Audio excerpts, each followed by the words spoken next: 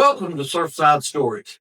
I am so honored today to have a good friend of mine from up in Morehead City, the man who plays the drums and heads up the I-42 band, Mr. Bunny Barrington, or Leonard as he is on Facebook, but I know him as Bunny.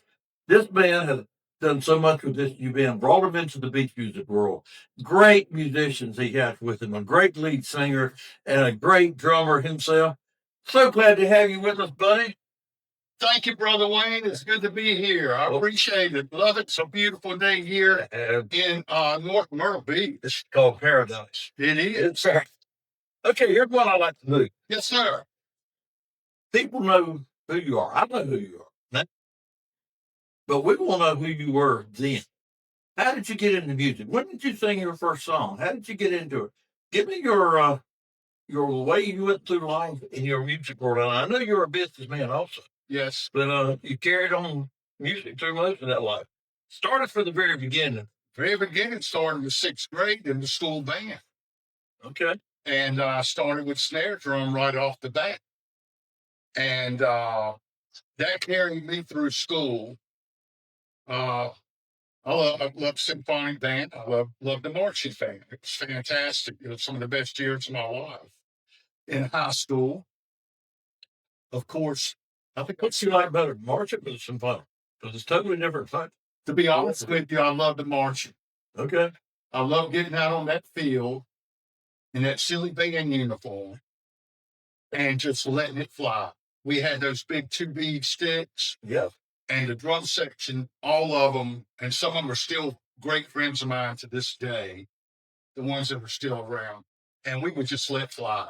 When we would do the national anthem and all that, we'd get that buzz roll going on the 50-yard line. And it was just, to me, it was it. It was great. Oh, that's a great start. Okay, go ahead. Had my best grades in band in school. And when I got out of school, I was always second chair until my senior year. My best friend, to this day, that lives in Matthews, North Carolina, he had gone to North Carolina School of Music in Winston-Salem, I believe it was back then, 7th, 8th, and 9th grade. He came back. He's a great sight reader.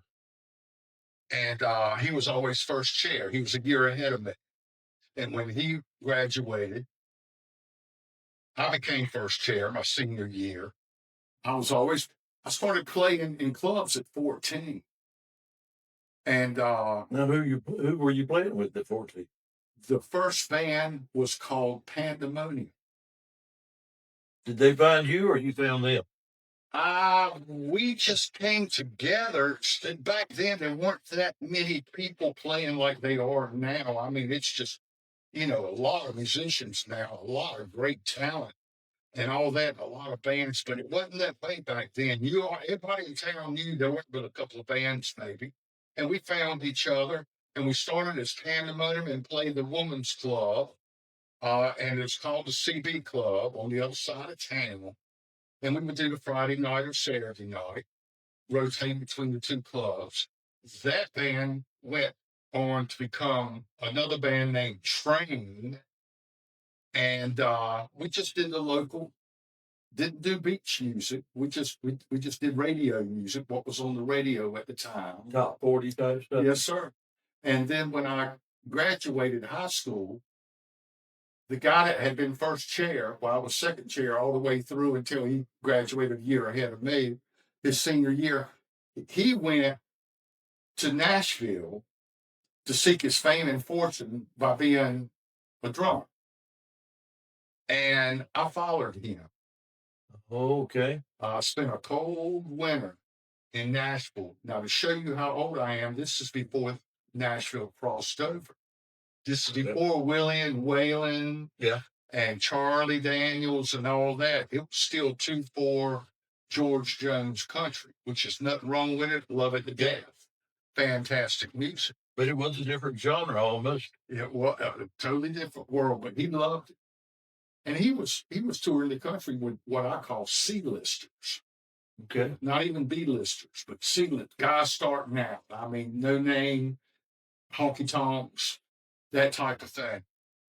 And we used to go to RCA studio, and we would see if they had any open sessions behind the wall. You had to go in there and be quiet, and not make any noise and all that. There was a mirror, one-way mirror, where the studio musicians couldn't see us, but we could see them and see how they did it. And we saw all of them. Okay. From Dolly Parton, Porter Wagoner, all of them record and how they did it. It was phenomenal. But I had put out some feelers, and one of my feelers was with Don Perry Productions in Fayetteville at the time, which he was booking a lot on Bragg, and he had some B-listers. He had the Flatters at that time. He had the Rondales. He had up-and-coming artists called B.J. Thomas. Heard of him? Carl Perkins. He came a long way, didn't he? Yeah, it certainly did. Right after Raindrops Keep Falling on My Head, Butch and Sundance, came out the movie, and that was signature song for the soundtrack song for the movie.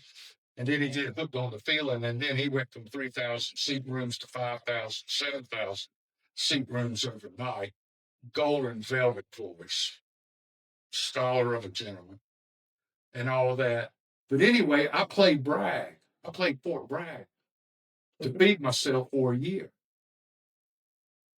76, 77. Yeah. The guitar player got called up to audition for BJ. The next thing you know, they needed a drummer, and the guitar player said, I know a drummer that's starving and, needs some work. And so I went up, I did a couple of tours with BJ. And that's where I really learned a lot about the business. And saw and looked over their shoulders and saw. I got a little spoiled playing with that caliber of musician at that age. I was young, and very fortunate to be there. Learned an awful lot. But I came off the road, and at that particular time, the minute I came off the road, a friend of mine that had a Holiday Inn band, what we call a Holiday Inn band. It was that there were Travco International that owned about 13 Holiday Inns in the Southeast, and about 7 of them had lounges big enough for bands. And they were doing that circuit. Atlantic Beach, North Carolina was one of them. And of course, me coming from Newbern, North Carolina, I started a Holiday Inn band. That's where I met my wife. Oh, wow. Okay. That's where I met Vicky. That's a Holiday Inn band. Did that for 2 or 3 years. We worked our way up to be the number one out of about 7 bands. We got our own room to ourselves, 50% off on food. It was pretty cool. But playing 7 nights a week, you really hone your skills on. You really tone your muscles and hone your skills. Play it that much, not even realize. But that's paid off throughout the years. That house band type of job, traveling Charlotte was one of them. Woodlawn on Charlotte was one of them. You're familiar with that now? The airport Holiday Inn between Winston-Salem and Greensboro was one of them. There was one in the mountains. But anyway, when that was done, when that band, they asked us to go. What broke up that band was they asked us to go to overseas to England to one of the Holiday Inns there that Travco owned, and a couple of the guys couldn't do it. And so one guy took off, and I think he went with Nitty Gritty Dirt Band or something there for a while. Okay. And as soon as I got back home, this is how I got into beach music. Barry Langston, which has done some work with Sylvia Johns Ritchie. And I had grown up in Newbern, North Carolina with Barry, and I had played some with Barry. We used to play when I was 14 and 15. He would pick me up, and we would do Camp Seagull and Camp Seafair. we put together a little band just to go down there to Oriental and play for those people. Yeah. And all those vacationing kids and all that for summer camp. And we did Neil Diamond, that kind of The material. kind of music, yeah. That kind of material. And so Barry knew me. He knew I'd come off the road. He knew I was back in town. And he had a band called Seabreeze. And I was with Seabreeze for about 10 years. And that's where I was introduced to beach music. And I fell in love with it. I had always loved Motown and rhythm and blues. And you put a little shuffle beat to it. Well, tell me something. For you, what is beach music? To me, beach music is it's a number one. It's a lifestyle about surf, sand, sun, salt, all the S's. On the H's, horns and harmony. I love writing horn lines. That comes from the band. Growing up in the high school band, I could just hear horn lines in my head. I love harmony, and I got spoiled backing up BJ. I like backing up a lead singer. I mean, I love bands that are talented enough that all of them sing lead and all of them can play an instrument Very and all professional. of that. Very professional show. That's a whole nother level. But backing up a lead singer and watching him all night long and Evan and flowing with him, that's where my forte was. It rooted from BJ and all that. Because that was one of the requirements. You know, can you watch Mr. Thomas? It was Mr. Thomas. Can you watch him all night long? And can you ebb and flow with him and take his cues? And I said, yes, sir. And I did. And I learned a lot, like I said. But we were with Seabreeze, and back in the days where the Emerald Isle Beach Music Festival was at the travel park. Yeah. And there would be 15,000 people there. We were the sound check. We would open up, we would be sound check. And they just all the greats. Clarence Carter, General Johnson, chairman of the board, which I love the general, and the general loved me. He said, I like your playing. I said, I love your singing. Band of Oz was big. Embers were big. It was just a show back then. It was magic. Yeah. I call it magic.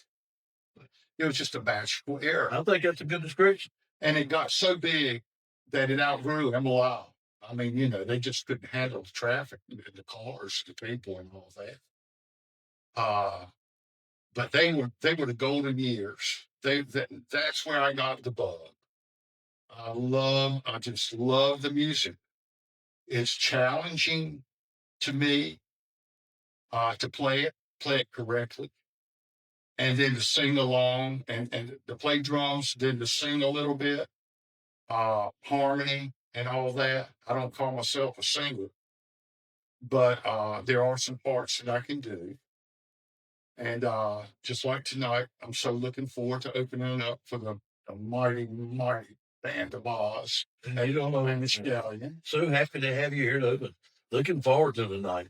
we just blessed to be up there, and we're going to do some of our originals, of course, that we've been blessed to put out there, and we get fans that email us and text us and tell us, "Oh, I just heard your song on the radio," and we somewhat, you know, it made my day and all that. And that's just hard to battle.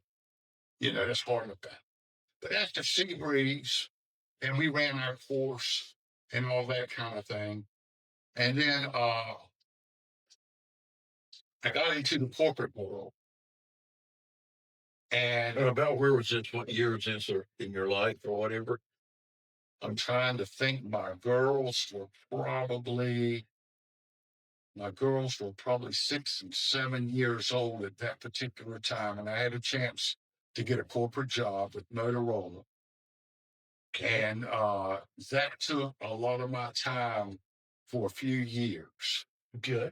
Then, and I lived in Beaufort, North Carolina. I still lived in Carter County. And it's not the cultural center of the universe. It's not a direct lot of great musicians. I mean, it's not like Raleigh or Charlotte or North Myrtle Beach, or Myrtle Beach, where there's just a slew of great talent. And but I got asked again to start playing back, and so started getting in pickup bands, and got in a band out of Wilmington, which was a show dance band, and I did that for 17 years. And that brings us up today to 2020. Well, what was that band? Who was that? That was Carl Newton and the Fifth Avenue Band. Okay.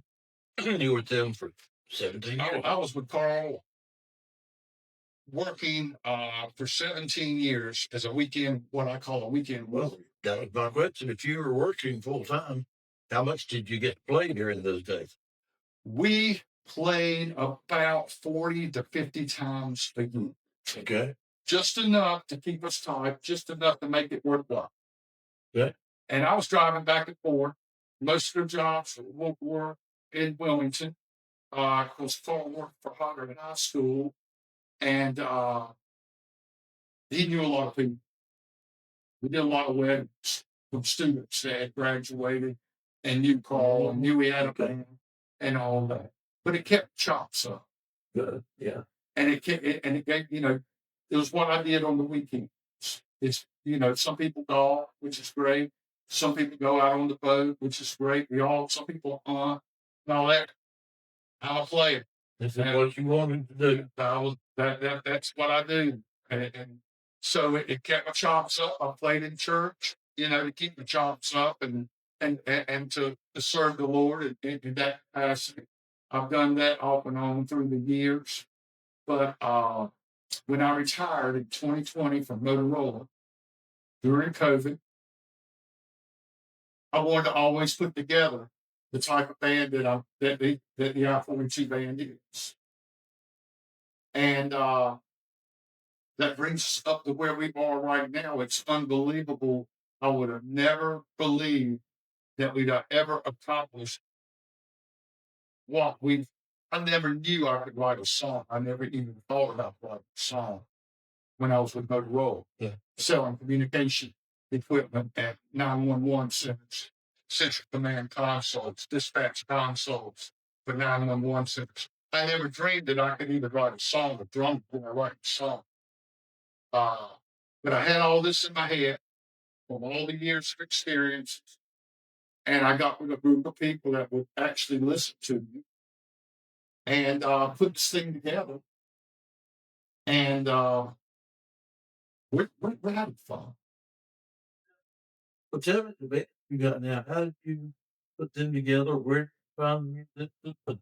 How did you make the mess? Because you've got a great dance. How did you find these people?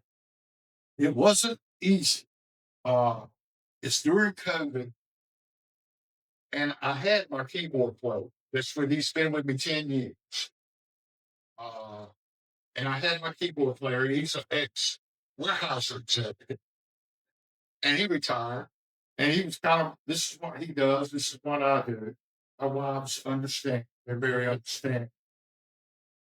And we had done some blues together with some different musicians and tried different things. And when he finally retired and I finally retired, we were eating oysters. All you can eat oysters at T&W Oyster Bar, Highway 58, between Cape Carter and Mays. And I said, I've got a single in you that I'm going to check out today. He said, okay. And it's Brian Mayer, singer we've got now. Brian Mayer had been a local boy from Uber, and he went and made his bones in country music, modern country. And he did that for 6 years. And he had a couple songs from the country's top 100. And he came back in Uber, and I had known of him, but I didn't know. Okay. But I knew a friend of his, and he got me up with Brian, and we rehearsed. I mean, we started out rehearsing his music, and we rehearsed. The first rehearsal was without Dave. The second rehearsal was with Dave, the keyboard player. And Ryan knew right then this could turn into something. It took us a year. We went through two bass players and two guitar players to finally get what we needed. If you had the keyboard player, you and Brian, The singer. always staying together. Yeah. Okay. Yes. We had the pool. And then we just had to search and get the bass player that was the right fit, which we do have, and the guitar player, which was the right fit. And they're very talented guys. All of them can sing, great harmony. Can even sing lead, but to be honest with you, to sing next to Brian, it falls. Brian, He sets the standard high. yes, He does. yes. I mean, people will, when one of us sing a song and give Brian a break, we'll get people's attention in the wrong. They'll be looking up there going, "Now wait a minute, that's not what I'm used to hearing," you know. And so, but Brian, as I say on stage sometimes, he sings every song all night long. But he got such a distinctive voice and so strong. How did you convince him to change genre, so to speak? Or you feel like, okay, let's change that. What genre do you play in I-42? And how does that fit into beach music? Brian was ready. Brian spot, which I do believe he was a pilot. He was a pilot in the Air Force, and when he retired, he was flying for FedEx. And Brian, he was raised Colonel's son and all that. But Brian said, and he speaks an awful lot of his father, which is fast, more and more every day. But his father loved beach music. Okay. And Brian grew up listening to beach music. So how did you get on the country? Just fit it in? He thought that he did love modern country. Okay. And he could sing modern country. But he came back from New Bern after 6 years and said, "Look, I've been there, done that. And with my influence of my background and what Dave wanted to do," he goes, "Well, I've already done the country thing and I've already tried that and I know where that leads. Okay. Let's do it. Let's do the beach music thing." It wasn't hard to convince him. He was ready. And so he jumped on the bandwagon. And he's put both feet in, and he's a hard worker. He's been listening, and he's come a long, long way. And he's got the bug. Well, you said that his dad loved me. Do y'all work some of the songs from that he remembers from instead in with your new original? A couple of them, with this rain. Yeah. You know, this magic moment. Yeah. Those type of songs that just stay forever. You know, just Classics. yes, yes. And so Ryan's all in. My bass player, he hit the ground running because he had played with Sammy O'Banion and Hollywood. I understand it. Yeah. And with the Carousels. Okay. In fact, he called me up. He called me up because he was a human. And he called me up. Well, we were looking at a bass player that was one that was the right one. He says, I'm surprised you haven't called me. And I said, well, Wayne, I had no idea that you would be interested. He said, I'm very interested in that rest facility. He came in a first night. I could have opened. He came in, just fit like a glove. He sings that awkward harmony part that nobody else wants or nobody else can sing. And just got a great ear, sense of rhythm. Doesn't tug me one way or the other. We just work very well together. It just fits like a glove. The guitar player, he's what I call our secret sauce on the harmony. He sings the very, very slow. Okay. And that's what we call our secret sauce. When we're in AHP studio and done recording, and then we go, he goes, well, that sounds pretty good. The harmony sounds pretty good. And then Mark goes there and puts his high part on top of it. The finish. It makes all the difference in the world. And Mark's come a long way on guitar, on McKinsey, especially for a Canadian. Oh, Canadian. He's a Canadian. Been down here 10 years. He thought beach music was the Beach Boys. He thought it was West Coast beat. Surf music. And of course, not a thing wrong with that. But there's nothing like East Coast beach music. But it sounds like he had the talent to switch right over to whatever you needed. That's what I'm hearing. He had tried it all too, and been through all the ranks of all types of genres of music, which as musicians, that's what we do. Yeah. To settle in to where we really need to be. And it just works. It just works. Well, you guys are kind of the more than you bands out there. In fact, you're nominated for the Rising Star Award this year. But where do you see I-42 going? Where do you see the future for them? Well, we're going to keep recording. We're blessed with that. With our relationship, we love recording and done at our studio. We love to engineer with Keith. We've got a great relationship there. He knows us. We know him. He's a great engineer. Good to work with. Oh, unbelievable. Unbelievable principal guy. Yes. Principal guy. Great. Great gentleman. Couldn't have done what he's done in this genre for all those years and not just be stellar people. Amen. And they don't come any better. And so if we're comfortable doing that, we're going to keep recording. We're going to keep putting out new music as it comes to us by the grace of God, because that's where it comes from. And as long as our health holds out, and we can do it, we're going to keep playing. We're doing about 50, 60 dates a year. We're not doing 200 dates a year. We're not doing 225 a year and all that. Praise God, that's a whole nother level to those guys that are doing that. And but we're doing about 50, 60 dates a year. We'd like to settle in just about there. A week that goes by, or a weekend that goes by that I'm not playing with my band is a week I'll never get back.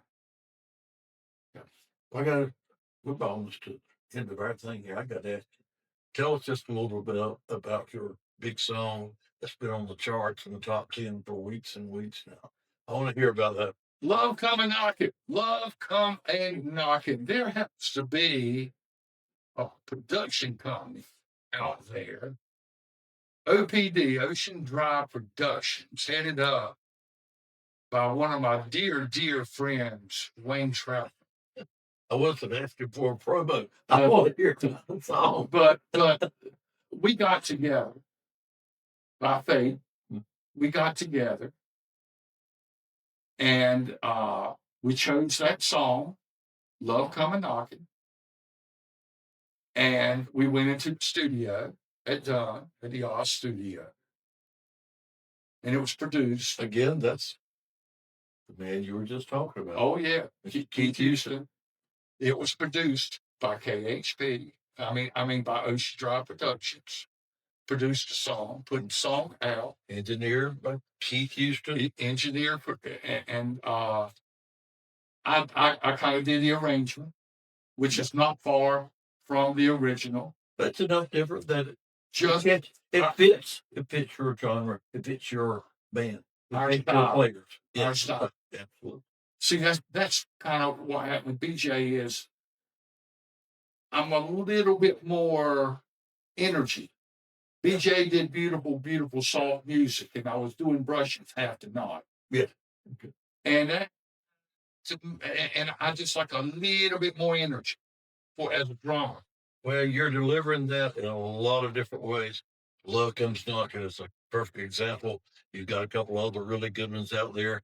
I am so looking forward to seeing you tonight, brother, on stage, opening for the Band of Oz. And thank you so much for being here, buddy. You've developed a whole new sound here for the beach world. We love it. Well, Thank you. we love the fans. Thank We you. love the fans. Thank you, So that's why we're doing. folks. Thanks for tuning in.